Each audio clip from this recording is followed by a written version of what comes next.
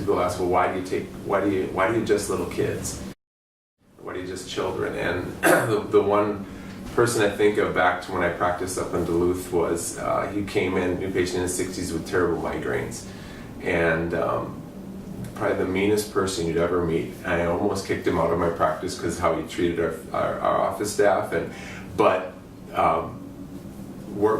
talk with him, work with them, and starting adjusting him, and within 2 weeks his headaches were gone.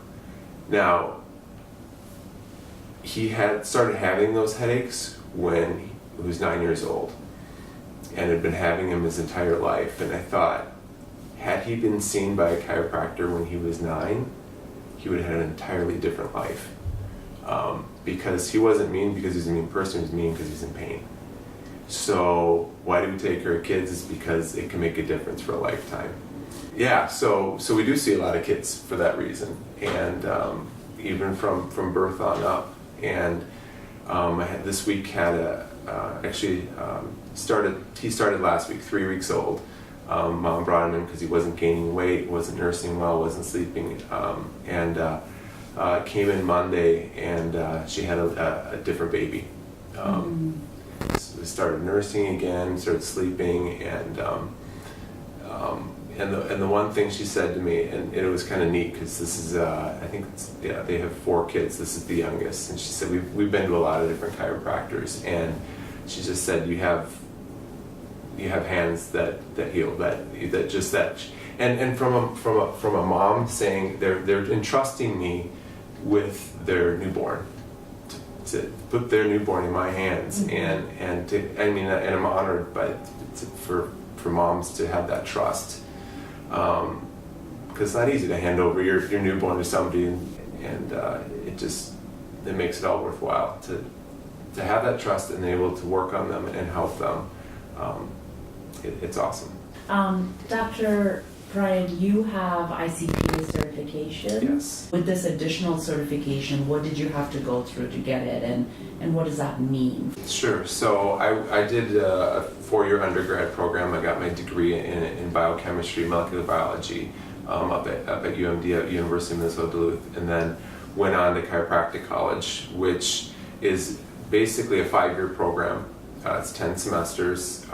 You can go year-round, which basically means you can get done in about 3.5 years, which is what I did. And I was talking with my kids about, they were asking about college and how much in undergrad it's 15, but each quarter or semester is 15 credits, and in a chiropractic college it's 30. So it's double the amount of what you're taking in. So it's you're studying all the time. But yes, it's similar, and the first couple of years of chiropractic college, similar to medical school in that you're doing the basic sciences, the anatomy, physiology, biochemistry, and things like that. And obviously, after that, kind of branch out differently because we're focusing on learning the chiropractic portion as opposed to medicine.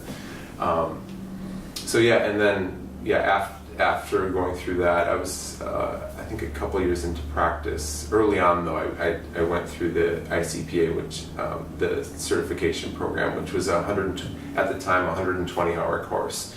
So that was something we would do on weekends. Go through each of the modules and basically learning how to take care of infants and little kids. And it's different because people ask, well, when they bring their child in, it's the same as, because a lot of parents have been to a chiropractor and they said, well, do you adjust a baby the same as you just, no, it's completely different, just because the principle's the same. When you have a subluxation or spinal problem, you need it corrected to get the pressure off the nerves so the body can function normally. So the principle's the same, but the technique is so much different because obviously their bones are tiny, and it also doesn't take much force to make an adjustment on an infant, and a lot of times I describe it to parents as it's just a light touch. The hard part, or the training part, is knowing where to make that adjustment and when to make that adjustment.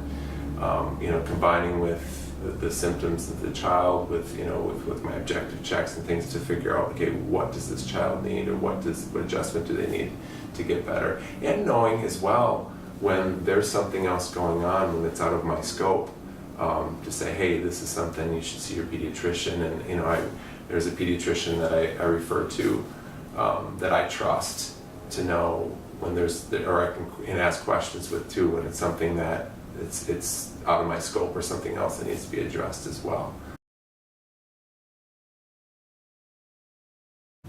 So, when a newborn comes into your office, what usually prompts that parent to bring them in? Right, I would say it's twofold. The first being is mom bringing baby and just wanting to be checked, and typically those are moms that have been in my practice that I've taken care of through pregnancy, and so they know the benefit of chiropractic care. And we've talked about, as baby's growing in the womb, they're going to run out of room. And sometimes those subluxations or spinal problems can happen before birth or going through the birth process. And obviously any mom knows how intense the birth process is, and that can cause spinal issues as well. Typically, I'll find them in the upper neck area. So that'd be the first one, would be moms bringing in just to get checked, to make sure that everything's in alignment so they'll be able to grow and develop normally. The second would be that infants that are referred in. And typically with an infant, with the mom referred in and bringing the child in, it's a specific issue that the child's dealing with, whether it be, especially with the little ones, the typical, little by meaning a few weeks old or a couple months old. Colic, it's a big one. Just in general, not sleeping well, not nursing well, like they're not feeding well, not pooping well. It's something, that they're constipated. Actually, in fact, a little girl I saw this morning who was she was 6 months old, constipated, and when that's happened in the past, mom's brought her in, we've adjusted her, and that's helped. So she knows that works. And then as they get older, a couple years old, ear infections will be one that they'll bring the child in for, and that's probably the most. Ear infections are the most common thing, even with pediatricians' office, that children are brought into offices, whether it be a chiropractic office, pediatrician, is ear infections, and that's something we work with a lot. And people, well, how does chiropractic help ear infections? What does that do?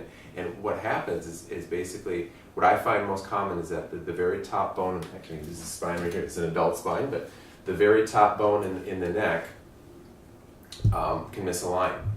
And that can happen. It can happen in the birth process, and a lot of times it will just take that amount of time for symptoms or problems to occur.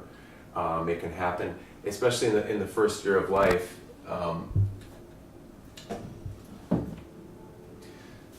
Especially in the first year of life, as children are learning to walk and crawl and do all those things, they're falling down a lot and can cause misalignments that way as well. But what can happen is that top bone misaligns, pinches the nerve that's supplying that area, going to the ears, and affects the function that way. It can also be mechanical as well. The eustachian tube, which drains the ear, is right in that area as well. And so when a bone misaligns, the muscles around there will compensate, and many times tighten up around there to stabilize that area, and can block that tube from draining. And so the most common thing I'll find when they come with ear infections is that upper neck problem. And so, and more times, so many times that will make the correction. And obviously there's other things we address as well. Is it dairy, or is there other things that can be involved? But most often than not, that it'll be that upper neck out of alignment, make that correction. So we see a lot of kids with ear infections and help them with that.